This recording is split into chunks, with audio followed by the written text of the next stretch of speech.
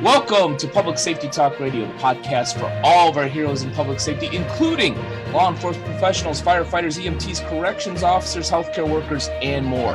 The show is produced by the POCUA and is founded upon its Soundness Initiative. This episode is sponsored by the Finest Service Organization, a provider of line-of-duty death loan protection through many of our POCUA institutions. Hi, I'm Ken Bader, your host for Public Safety Talk Radio, and I have a really interesting, intriguing guest. To give you just a little bit of background and you heard the Public Safety Business Summit little intro, is in looking for businesses that serve first responders on the East Coast. I came across Lou Veloci on LinkedIn and reached out to him. Didn't even know about his great book. And then I became even more intrigued and says, you know what? I don't care if you're coming to the summit or not. You need to be on the show, man. Let me tell you a little bit about him. Lou Veloci's fictional businesses allowed his team of undercover agents to take thousands of weapons out of circulation and millions of dollars of drugs off the streets. So it's a great job, man. These covert storefront operations were developed by this author and this special agent, Lou. And this operation ran from 2006 to 2014. So we're definitely going to dig into that. I can go on and on about Lou, but Lou, welcome to the show, man. Thank you, brother. It's an honor to be here, man. Thank you for having me. It's my privilege, and there's in looking at your background, you're not even digging into the book yet. There's so much to uncover here. Let me first say, thank you for your service, man. I don't think enough people probably, tell you that. And I know that you've probably saved, at least dozens, maybe hundreds and even thousands of lives from getting that crap off the street. So I personally appreciate your service. But with so much to dig into, let's start with, looking back at your career. What are you most proud of? What do you sit back in retirement and say, you know what, this is when I really, really did something? I would have to say, Ken, that probably the number of guns that I was able to take off the street working undercover, because it's kind of hard to qualify when you do an undercover deal and you buy one crime gun. Mm-hmm. It's hard to qualify, how many bodies does that gun have on it? How many bodies would it have on it if it stayed out there in the street, right? Every gun tells a story. So, I was able to personally buy over 1,000 guns off the street in an undercover capacity. So just knowing that, that many guns are out of circulation and aren't out there killing people is probably my greatest personal achievement. Yeah, that's interesting. I'm not, as people in my audience are probably tired of me saying this, but I'm not law enforcement. I've never been a first responder. And I am a huge gun advocate. But, I never really think about it. I think about, taking drugs off the street, stopping human trafficking, doing other things to protect people. Yeah, I never really think too much, and maybe that's my ignorance of the illegal guns and the domino effect of negatively of leaving one out there, like you alluded to, of what kind of crap that's going to cause. Or, as you said a lot more eloquently than I did, taking one off the street, the positive domino effect of all of this that isn't going to happen because that's not there. Yeah, if you notice, I say crime guns. My agency gets a bad rap, man, ATF. I for years and years and years, I worked with warriors, man, just men and women who are on the streets who just want to make the community safer. And the best way to do that is to get the crime guns out of the hands of the shitbirds, that are pulling the trigger. So, we get a bad rap, and sometimes my agency has earned it. I mean, without a doubt, especially management. But for the most part, the men and women I work with, man, we were out on the street just selling out with the goal. Yeah, we bought a lot of dope and all that, but our goal was to get crime guns off the street. A gun can be a crime gun in basically one of two ways. If it's illegally possessed, in other words, the person possessing it isn't supposed to have it, convicted felon, illegal alien, whatever. Right. Fugitive. Or the gun in and of itself is illegal, right? A stolen gun, a machine gun, a sawed-off shotgun, whatever it happens to be. And those were the guns we were going after. Almost every ATF agent I ever knew and worked with is a proud member of the NRA and supports the Second Amendment. We're not gun pullers. No one I worked with was trying to take guns out of the hands of good citizens. We all support the Second Amendment. We do get a bad rap, and like I said, a lot of that is well deserved. But all in all, and that's why I'm putting a book out and trying to tell the story. And I've had guys before me who have put some great books out, just trying to tell the story of the warriors in ATF and the work we did to make the streets safe. Yeah. And I do want to dig. I didn't even mention your book in the intro. I should mention it now before we get even farther down the conversation. And I do. Yep, there it is. Storefront Sting, an ATF agent's life undercover. I need to get that book and read it. The more I read books that are written by current and former officers, the more educated I feel and the less ignorant I am, like Facing Evil that I just read and had on the show. But yeah, I really do appreciate what you're saying about the ATF, because I've said this on my show and I've had other people say this, that nobody hates a bad cop or wrongdoing, things that didn't go right in law enforcement more than good law enforcement. They want stuff to be right. They don't want corruption. They don't want crap to happen. They want things to go by the book and to be able to save their lives and save others' lives. It's not that complex. So, I appreciate you saying that. And I also believe, and this is going a little bit off the rails, but as a Second Amendment advocate myself, when whether it be politicians or certain groups say, well, we need more background checks, we need more this, more that, I always say, as a gun owner, I'll fill out whatever the heck it is you want me to fill out. I don't have anything to hide. If you tell me because I've done something wrong that I no longer have a right to have the gun, then that's a different discussion, and maybe I deserve it.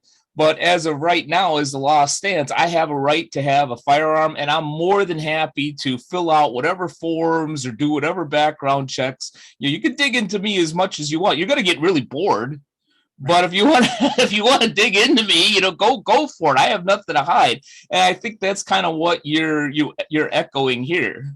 Hey, listen, brother. Me and all of my guys, right? The whole undercover crew that I did my career with, we all feel the same. Ted Nugent said it best, man. The Constitution, the Second Amendment is my concealed carry permit.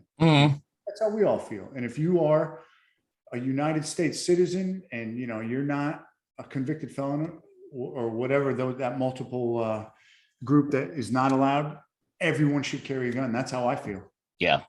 Yeah, you're preaching to the choir here. All right, before this becomes a big NRA pro rally here, which I'd be fine with.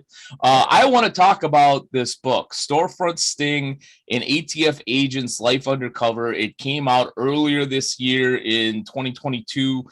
You alluded to it a little bit earlier in our conversation. What motivated you to write it? What made you wake up one day and have this wild hair and say, hey, I need to write a book about this? So it was actually a friend of mine. My career did not end well. It certainly didn't. It ended early and not the way that I wanted it to end. And when I was at a low point in my life and, going through a difficult situation, one of my good friends, Kevin Grogan, who we call Bootsy, he said, man, you got to write a book. He said, you've done some things that no one has done in your career, and your ups and downs and everything. He goes, you need to write a book. And he was almost encouraging me to do it, I think, in a therapeutic way. And I started writing it, and I started getting people interested, and people saying, man, there's something here. People started telling me this is tailor-made for like a Netflix series, these storefront operations you did, because each season could be a different storefront, and they all ran for about a year. And, then we'd go to a different city and do a different one. First one was a tattoo shop. Then we did like a head shop, paraphernalia shop. Then we did a military surplus store with a shooting range, and we kept upping our game. And the last one was a freight forwarder at the ports. And we were getting into complex criminal organizations. So it is tailor-made for something like that. And I started getting a lot of support. And I kind of so the book is about these undercover storefront operations. I did everything. I was an undercover whore. I never said no. I did gang infiltrations, murder for hire, biker investigation, all of it. If someone said, "Hey, can you do this undercover?" Yes. They didn't have to finish the sentence. I'm in. So what became my calling card eventually was these storefront operations, which I fell into. I didn't know anything about them. Another agent asked me if I could do the undercover on one, and that's how it started. And we bought 430 guns on that first one. It was a tattoo shop in Augusta, Georgia. And I saw something there. And so we kept doing them, and we kept upping our game, and they got better. Each one got better. We made a ton of mistakes, a lot of mistakes, but the results were phenomenal. The guns, the drugs that we were getting off the street, the violent armed career criminals we were taking off the street, the results were like nothing ATF had ever seen before, in an operation that was a 12-month operation. But, all good things come to an end. I did my part. It's time to get back to business in person. And if you run a for-profit or non-for-profit business that serves first responders, the Public Safety Business Summit is for you. The Public Safety Business Summit is a highly interactive event that is being brought to you by the POCOA in Savannah, Georgia from March 27th to the 29th, 2022. What you will find there is a wealth of networking and co-learning opportunities among like-minded professionals serving first responders. What you won't find is a series of boring speakers skilled only in the art of death by PowerPoint.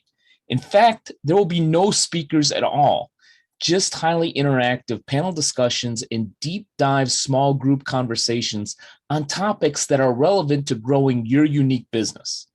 Learn more about the Public Safety Business Summit at policecreditunions.com/2022-conference. That's policecreditunions.com/2022-conference, or call 331-300-9889 to register.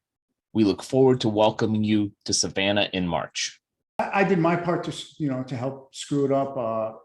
There was a lot of bad press. Congress got sideways with these operations, and eventually they ended. And this is just the story of these operations that people know nothing about, because they happened right under everyone's noses, and no one knew they were going on. And, there was no press, obviously. And so they're kind of unknown. And I'm just telling the story about these operations. And I promise you this, it is a good read. It's a fast read. I kept it short. It's exciting, but it's not some tough guy cop story, where I ride a horse or ride a Harley out at the end. I mean, it's not a happy ending. It's real. Yeah. And I just laid it out there. I took my ego right out of it. I owned up to all my mistakes, and I just laid it out there. So you're saying that, The Rock isn't going to play you on when your book becomes a Netflix series? Well, you'd have to put on a wig. You'd have to get some hair. You can do the goatee thing. Absolutely. I don't know. I don't know if I'll have any say in any of that. As long as they're cutting me a check, brother, I don't care who plays me. Any computer could play me. I could care less. Well, that would be interesting. That would be a drama comedy type of a thing. But to get back into serious mode for just a minute, which I don't like to do too often, you mentioned that the book was suggested as, in essence, a therapeutic tactic or action for you.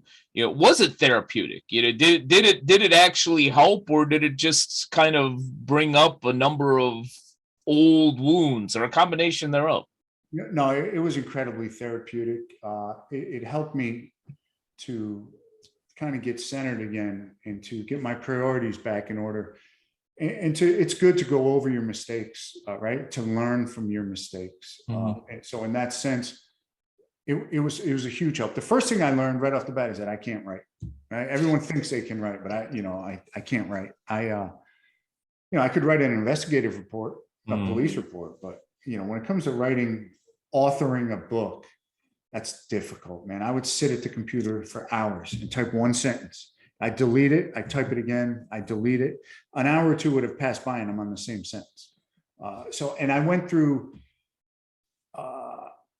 4 co-authors until I found the right guy, the 5th one. And it's hard, not that they weren't good, they just didn't get it. It's hard to have a non-law enforcement person co-author a book about law enforcement. This is a very different subject, right? Undercover work is they're totally different from most law enforcement.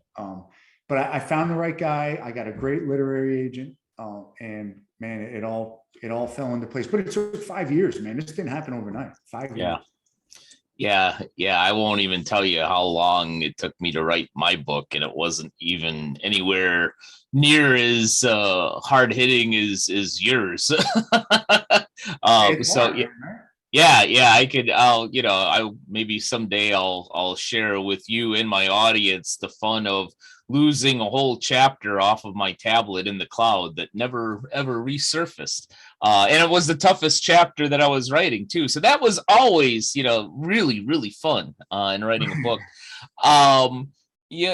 Tell us a little bit more about, exactly, and you kind of alluded to it with the tattoo shop and a couple of the other businesses, for civilians like me that don't completely understand, but obviously understand small business. Tell us a little bit more about what is a storefront operation for undercover, hopefully without giving up too much, so we're not putting other cops in danger out there in the 50 states. I don't think they're not happening anymore, so that's why I have no problem with the book coming out, because it's not doing them anymore. So a storefront is simple. It is a fictitious business that is owned and operated by law enforcement, okay, for the purpose of making that community safer.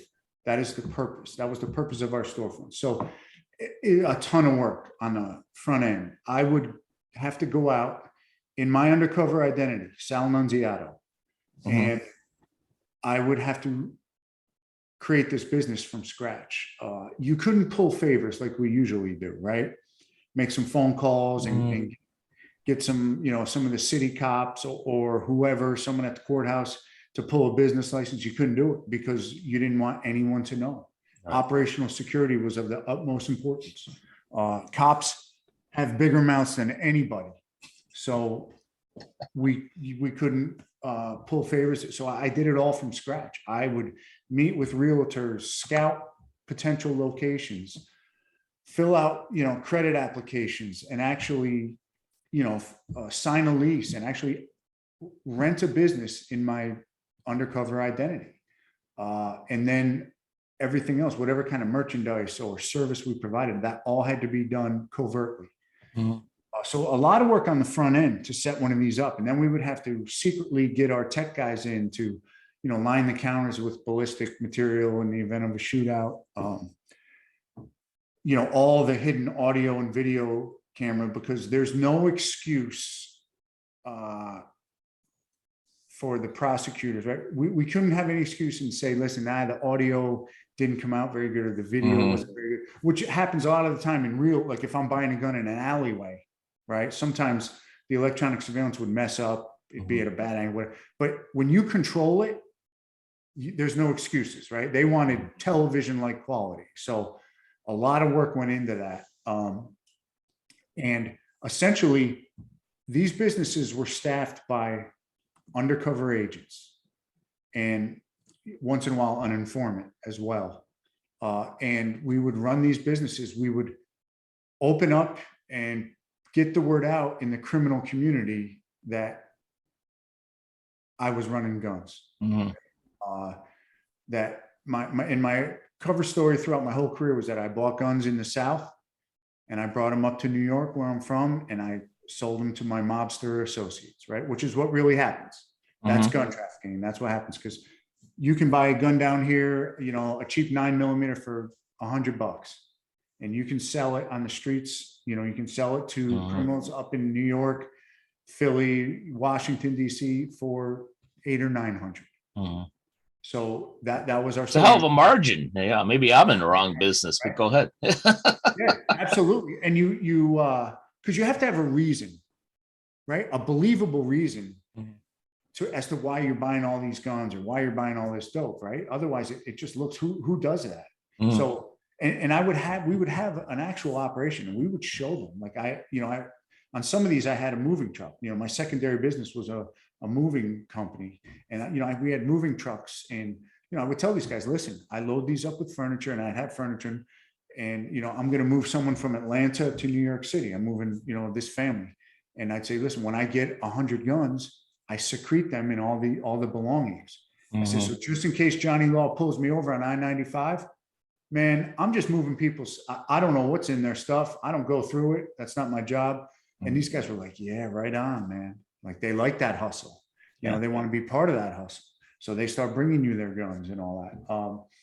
And with the drugs, very easy to buy drugs. And as soon as you get a couple buys at the beginning, it's spider webs. You don't even have to keep putting out a lot of effort because it's spider webs. It's up to the undercovers at that point. When guys are coming in and sniffing around to draw these guys in and get what they can get from them. Interesting. Really, really, really interesting. Question that came to mind as you were talking. In terms of storefront operation, obviously, to be successful undercover in the community, it looks like any other business. How did that dynamic work? Because while I don't know much about being a cop, I know about being a small business. The Chamber of Commerce come by and say, hey, we want your tattoo shop to be a part of us. The BNI come over and says, hey, you need to network with us. Hey, you want to support this community event. How did that work where the small business community was trying to welcome you in, and you're thinking in the back of your mind, I don't have time for this crap. I'm trying to catch bad guys. How did that work? Well, it's funny you say that because our businesses were always like semi shady. We didn't get a lot of that. We got a lot of harassment. I got that from the other end by the local police, the fire marshal, the zoning people. They didn't want us in their community for the most part. Especially local police would come in, and also when the word kind of got out in the community that some shady shit was going on there, that attracted the local police somewhat. And even if we were working with a police department, only a couple detectives would know. So when we got burglarized, which always happened, and cops would show up and we'd have to deal with the next morning, we'd have to stay in role, and we couldn't get, we had the fire marshals coming in and telling us, you don't have a fire extinguisher here, you this, giving us fines. We had landlords who wanted us out of there eventually, eviction notices, but all that played into our role, right? When I got an eviction notice from the landlord, because she said we were illegally operating a car wash out of one of the bays. I put that eviction notice right on the counter, and all the, because a lot of criminals are very familiar with eviction notices, right? And all it did was feed into my street cred. Right. It fed into the brand. So that's what you got to do when you're working undercover. You take these weird things that happen and you try to use them to your advantage to give you more credibility.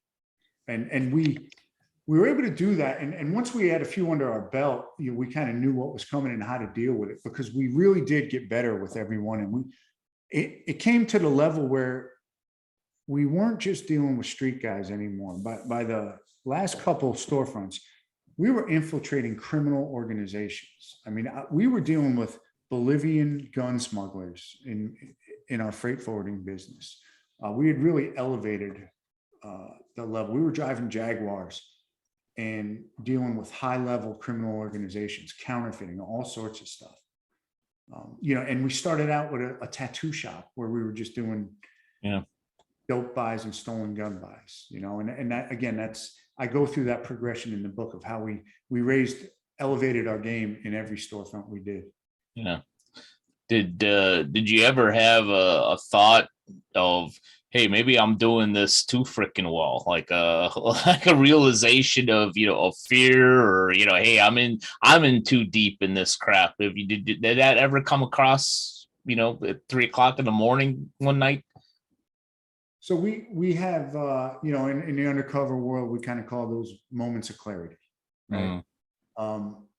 And yes, I had several of those.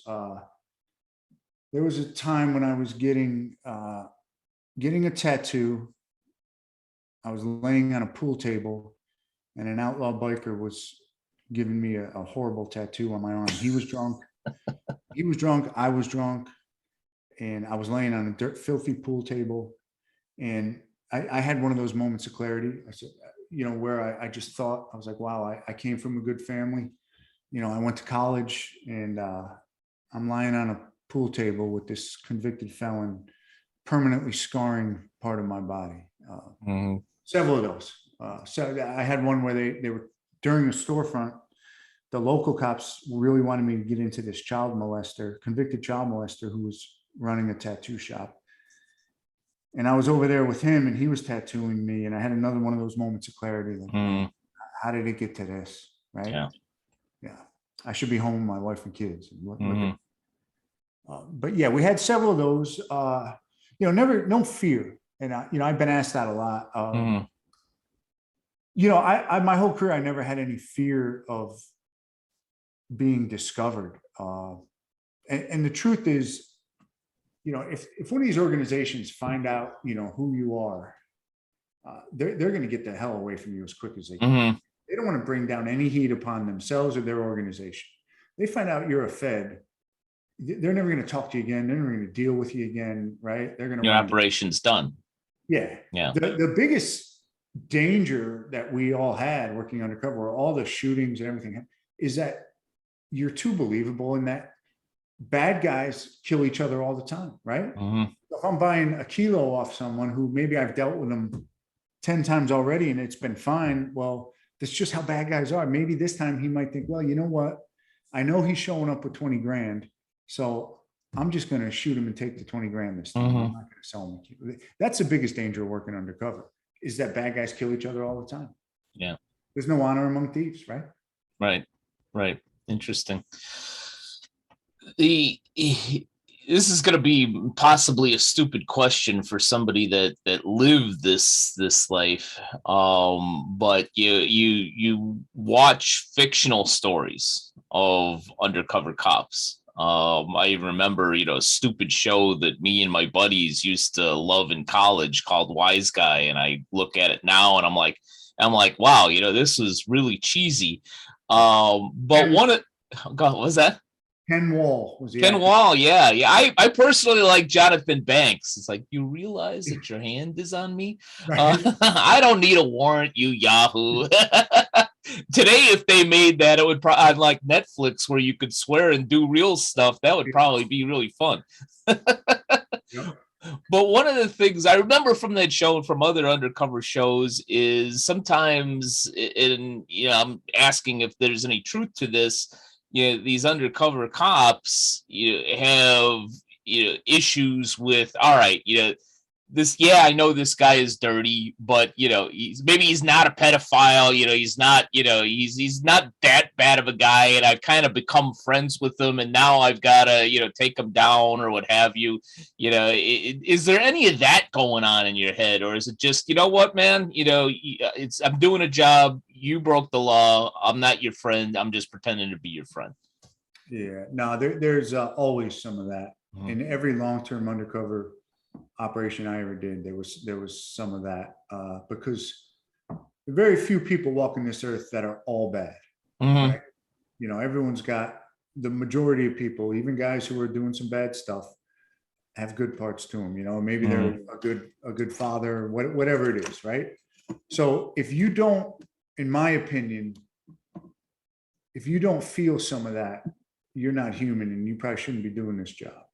And this is crazy because I know you haven't read my book yet, but a large part of it centers on one case that is about that. We hired a guy who was a future defendant. We had already bought enough drugs from him to send him away for a long time, and we hired him to work in the storefront to give us more credibility. Right? No one knew us in this town. He was well known. And when they saw him behind the counter, it was instant credibility for us, right? We didn't think about the long-term ramifications, though. He ended up working there for like 7 or 8 months, and we got really close with him. He was a great guy. He never stole from us. We had cameras right over the cover guys were watching the whole time. And, there's a lot of downtime in these operations. Even if you do 8 or 10 deals a day, there's still downtime. And we couldn't come out of roll because this guy was obviously not one of us. And we all became close with him. And we all kind of, toward the end of the operation, were like, wow. His name was Petey. We're like, wow, Petey's been a huge help to us in this operation. He's going to go away for 20 years. And we all had a lot of difficulty with that. And he actually did end up try to commit suicide. And then when we put him in the lockup, another thing we hadn't thought of, all these other defendants assumed he was a snitch. Yeah. Right. So, yeah. And a huge mistake. That's one of the huge mistakes that I made that I put in there. So, yeah, if you don't feel that, back to your question, part of you doesn't feel that way. I don't think you should be doing this job, because you can say it's not personal, it's just professional, but it is personal. When you're taking someone's freedom away, there's nothing worse to do to someone than take their freedom away. I know I'd rather be killed than have my freedom taken away. So it is personal. And if you don't feel some of that, you shouldn't be doing the job. Yeah, I could see that. Well, it seems like, and you're right, I haven't had the privilege of reading your book yet. I will. It seems to me on the surface that the storefront operations were very successful in getting guns and drugs off the street. And I believe you mentioned they don't do that anymore. Why don't they do that anymore? It seemed like that was something that was working. So... And you don't have to give me the politically correct answer if you don't want to. I never do, brother. I'll give you the straight up truth. A combination of mistakes that were made by some agents, including myself, and the politics, and my agency not having a backbone about this. So 2 reporters from the Milwaukee, I believe it's the Milwaukee paper, the Milwaukee Journal Sentinel. They got onto one of these. They did. Some agents did. I didn't know the agents. They did one up in Milwaukee. A couple mistakes were made. And again, when I say mistakes, you can't do a year-long undercover operation without mistakes. So it's not going to happen. Everything is a gray area. You can't run a regular small business for a year without making a mistake, much less, an undercover operation that's a small business. The saying, shit happens, right? And so I can't even remember the specifics, but things are going to happen, right? Occasionally, someone's going to leave their gun in the car and it's going to get stolen, right? When you're out on the streets, that happens. Mistakes were made, some things happened. These reporters latched onto it. And then they started looking into all of the storefronts that were being done. They focused in on 6. Luckily, none of mine. And they found mistakes where, involving informants. And some were just things that routinely happened. I'm like, hey, the FBI, they mess up 10 times worse than this, but come out smelling like a rose. And so it all went to Congress. And went to the OIG, and they started investigating. And again, my agency, instead of standing up and saying, listen, let's address each one of these issues. This is not bad. This happens. Let's look at the good that was done. Wow, 200 guns off the street, but this guy didn't write a report or whatever. They gave the informant a birthday cake, whatever it was. Let's get our priorities straight. And fighting it, my agency rolled over, and Congress came in and after a while they were like, listen, we're shutting them all down. And to this day, they're not any agency is not doing a whole lot of proactive work like that. Not like when I was on the streets in the last, with the whole anti-law enforcement movement and, this whole weird political thing that's going on. There is not a lot of proactive policing going on out there. And it's a terrible thing. And I can tell you why.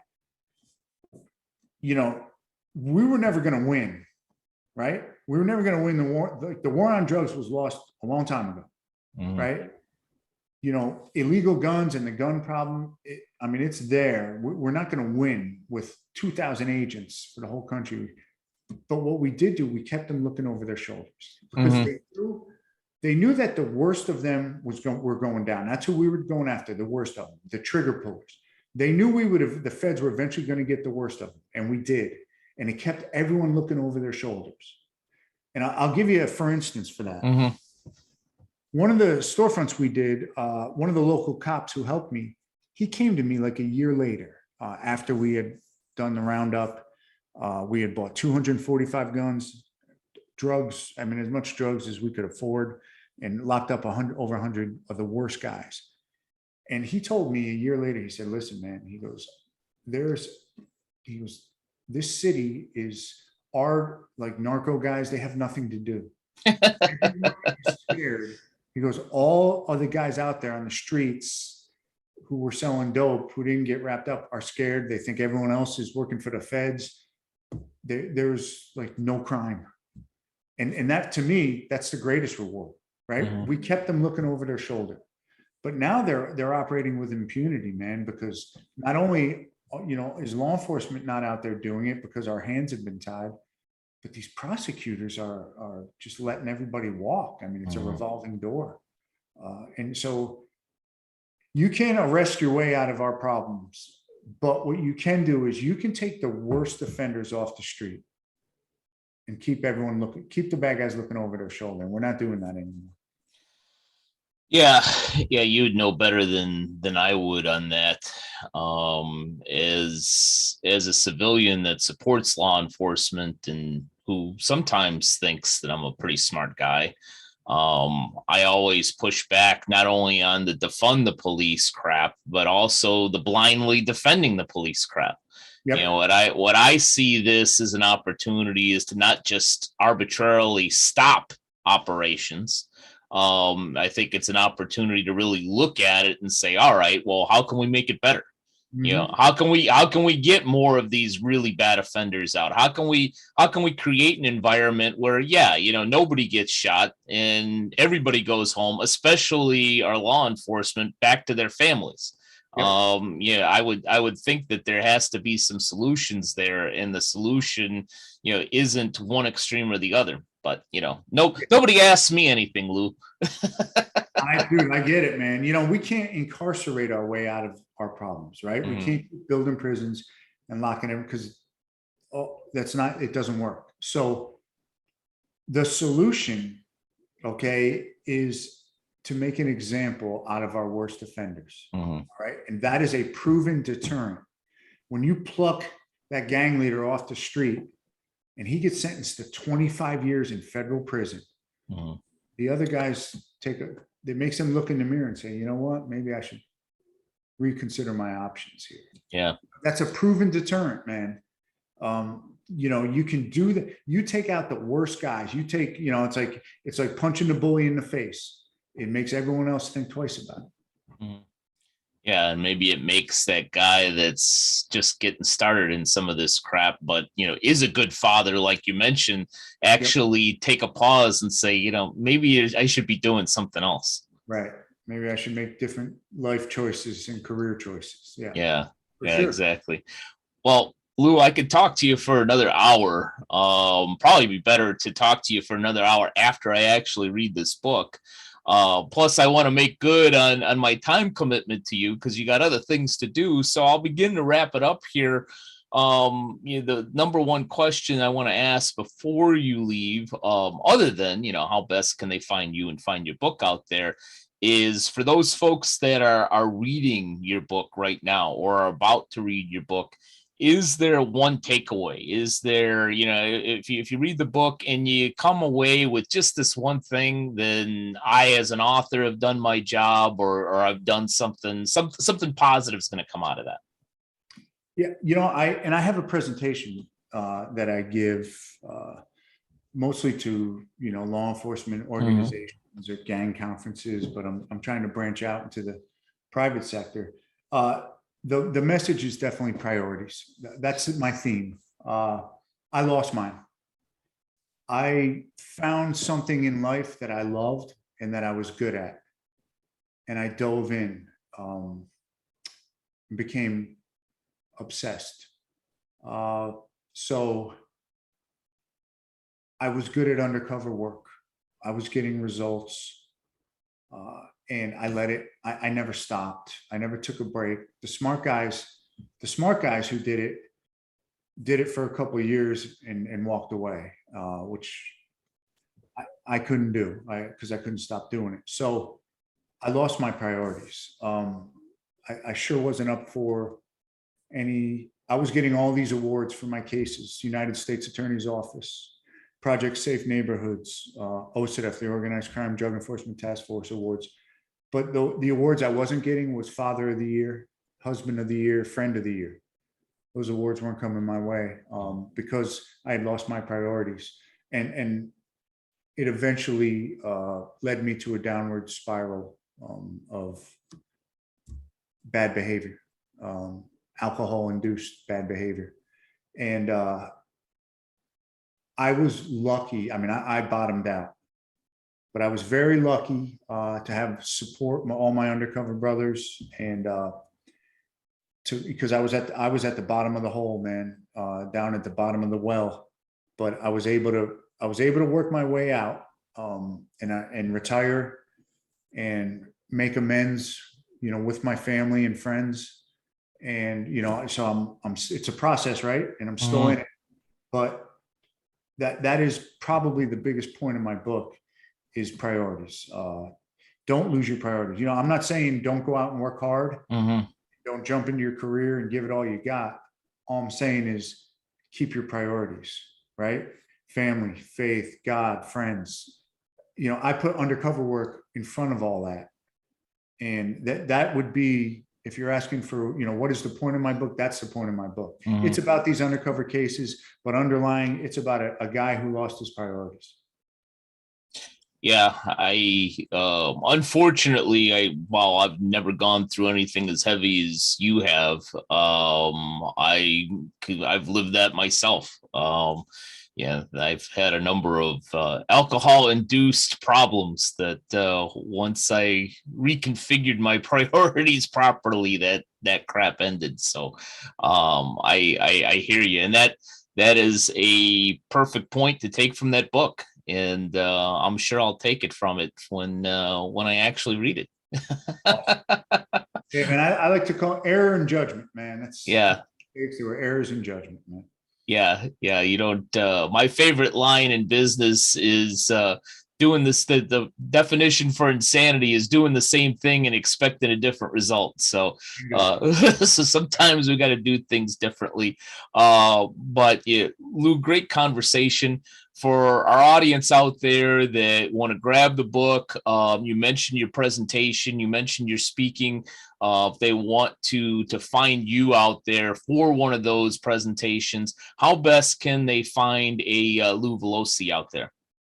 All right. So for the book is on most platforms. It's Amazon first and foremost, Walmart, Target, Barnes and Noble, my publisher, McFarland. You can get it. If you just Google Storefront Sting, it'll come up. My website, it's just my name, Lou Velosi, LOUVALOZE, is about to be out this week. And I'm going to have a whole thing on there on public speaking and where I'm at with the Hollywood company that's optioning the book and is making the Netflix type series out of it. So I'll just keep updates on that, but just Googling my name, Lou Velosi, or Storefront Sting, and it'll all just come right up, man. Yeah, perfect. And yeah, at the very least, folks out there, definitely grab the book. I'm going to grab the book. It's very, very easy to find on Amazon. It took me 2 seconds. So, so definitely go out there, take a look at that book, buy it, and give it a good read. But Lou, great conversation. Thanks for coming on the show in such short notice. Thank you, brother. Pleasure was mine. It was an honor. Thank you. Oh, it was a great conversation. We eventually have to come up with a valid excuse to bring you back, which probably won't be that hard. But thank you for the conversation. Thank you for everything that you've done, and thank you to all of you who have either watched or listened to this episode of Public Safety Talk Radio. And we'll be back with you next week with another great guest. Public Safety Talk Radio is produced by the POCUA. The POCUA is a consortium of financial institutions serving law enforcement as well as other first responders and public safety professionals. To learn more about our association and to find one of our credit unions or service providers near you, go to www.policecreditunions.com. And always remember, if you aren't working with one of our POCUA credit unions, you're just banking with an institution that just so happens to serve first responders. As a public safety professional, you and your family deserve better. Find a POCUA credit union today.